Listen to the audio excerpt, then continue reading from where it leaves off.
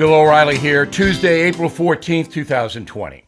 You are listening to the O'Reilly Update. Here's what's happening across our nation. Scientists say obesity, the biggest factor in New York's virus spread. A majority of Americans favor halting immigration during the pandemic. Mike Huckabee loses the first round of a legal fight in Florida. Bernie Sanders endorsing Joe Biden. Covington Catholic high school student Nick Sandmann says he's living under constant threats. Also ahead, a big opportunity for Joe Biden. But first, experts in New York citing obesity as the biggest factor in hospitalizations for COVID-19. Doctors at NYU found a patient's weight, coupled with age and pre-existing conditions, was a leading indicator for those requiring hospital admission. The virus has killed more than 10,000 people in New York State. A new poll from USA Today shows a majority of Americans support restrictions on immigration during the pandemic. Roughly 8 in 10 U.S. adults back a total pause on people coming to the USA to live. An additional 70% want all international flights halted until the pandemic slows. Federal judge in Florida ruling against Mike Huckabee's lawsuit, the former governor of Arkansas, claims a Gulf Coast county lockdown bars him and his family from using their own backyard, which is the beach. The judge telling lawyers the short-term restrictions are worth the long-term safety of residents. Bernie Sanders officially backing Joe Biden's campaign, the senator speaking with the former vice president on video when he made the announcement yesterday. The socialist Sanders suspended his run for the White House last week. It remains to be seen if Sanders' most rabid supporters will embrace Mr. Biden. Covington, Kentucky Catholic high school student Nick Sandmann telling reporters he's living under constant threat. The high schooler became famous after media outlets featured a video of him and his classmates at a pro-life rally at the Lincoln Memorial. Sandmann later sued the Washington Post, CNN, and MSNBC for defamation and has already collected from CNN, but we don't know how much. In a moment, how to fight COVID. Does Joe Biden have a plan? Do you have trouble falling asleep or staying asleep? When it's time to go to bed, are racing thoughts keeping you awake? That happens to me. If so, it's time for you to try Ebb. Ebb is the first and only wearable drug-free solution that targets the root cause of sleeplessness, those thoughts. Ebb applies precise and continuous cooling to the forehead, calming your mind. Ebb is clinically validated, and 4 out of 5 users report falling asleep faster and improving overall sleep quality. If you tried everything from pills to pillows with little success, it's time for you to try Ebb. Get the sleep you need so you have more energy to do the things you love. Right now, my listeners can try Ebb risk-free 60 nights. You even get free shipping. Call 877-777-8906 or go to tryebb.com. That's 877-777-8906. Or go to tryebb.com, tryebb.com, for free shipping and a risk-free 60 nights. Time now for the O'Reilly Update message of the day, Biden and the pandemic. There is a major opportunity for the sequestered Joe Biden to show his perspicacity in fighting the pandemic. So what would you do, Mr. Vice President, if you were in charge of the nation today? A perusal of the Biden website does not reveal many specifics. Joe would endorse unlimited government spending to stave off economic damage to workers. He doesn't exactly say, as Bernie Sanders did, that the Fed should continue paying every laid-off worker's salary, but Mr. Biden implies it. As we pointed out on BillO'Reilly.com, that policy would collapse the dollar because the U.S. Treasury would have to print an unprecedented amount of paper currency, rendering the dollars in circulation today less valuable. So your savings might be drastically impacted, as well as investments. Mr. Biden also suggests that pandemic medical care should be free, and much consumer debt like college loans, credit cards, things like that, forgiven. Again, hello, economic depression. The USA does not have unlimited amounts of money to reimburse the medical system and banks that hold mortgages. Remember, if the feds order debts forgiven, the taxpayer has to pick up that tab. You don't just make them vanish. So it looks to me, and I want to be fair to Joe Biden, that the former vice president is pulling a Bernie. The government will provide, so don't you worry about it. Relax. What's another $10 trillion in spending? Now, there are Americans who support the unlimited entitlement train. Many of them don't know much about the country's $25 trillion debt and really don't care. If Joe Biden or anybody else wants to send money to them, they'll happily take it.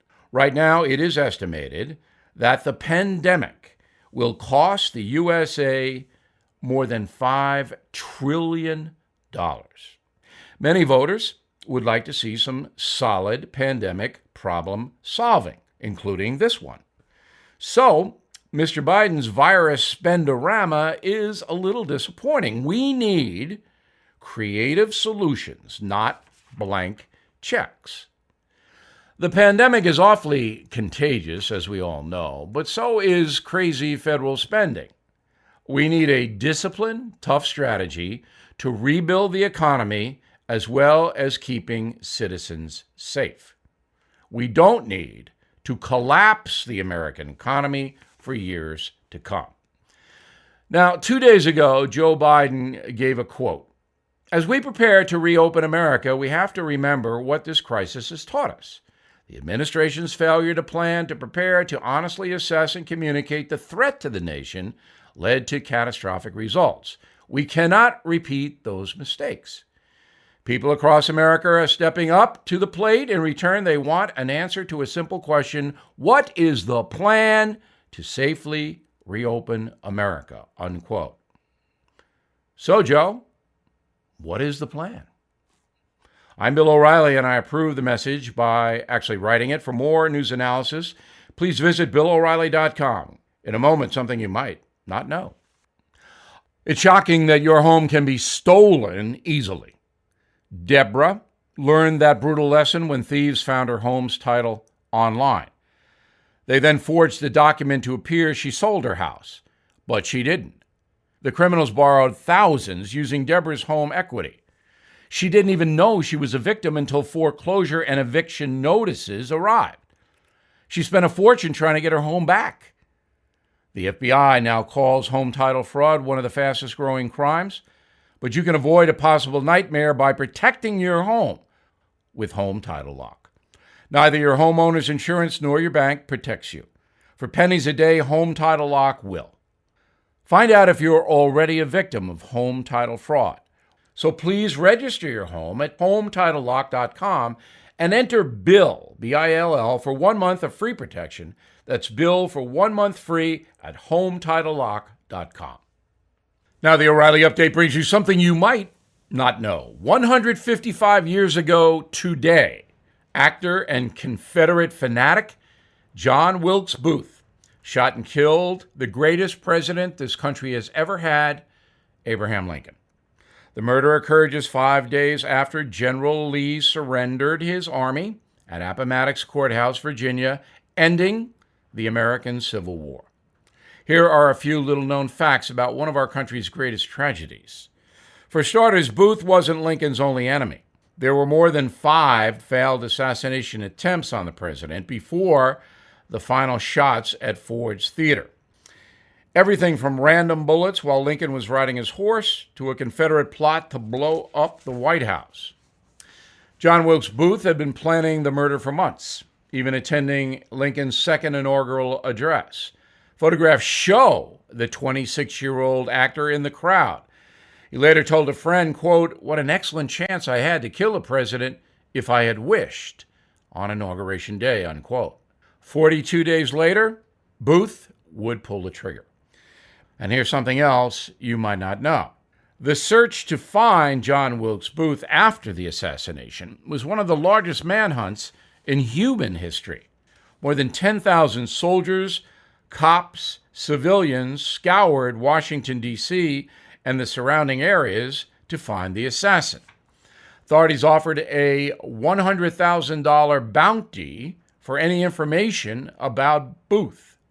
It was the first time in history photographs were used on wanted posters. An original copy of one of those posters fetched $37,000 in auction just 3 years ago. John Wilkes Booth was ultimately found in a barn in Virginia 12 days later. Killer was shot in the neck by a man named Boston Corbett and died within hours. Booth's final words, "Useless, useless." 4 accomplices were eventually hanged, including Mary Surratt, the first woman put to death by the American government. It is a fascinating story filled with some of history's most remarkable figures. My best-selling book, Killing Lincoln, captures the murder and the manhunt in great detail. More than 3 million people have read it. Back after this. There are thousands of abandoned animals in the USA that need our help. I am partnering with Delta Rescue, the largest no-kill care-for-life animal sanctuary in the world. Founded by actor Leo Grillo, who left Hollywood to devote his life to saving abandoned animals, Delta Animal Sanctuary is a one-of-a-kind rescue unit. They are staffed by trained attendants who look after each animal, providing them water, treats, toys, and affection. Support Delta Rescue and put your legacy to work. Each life-saving gift helps Delta fulfill their mandate to rescue and care for animals. Request a free estate planning package at deltarescue.org/bill. For a limited time, please watch The Rescuer for free only at deltarescue.org/bill.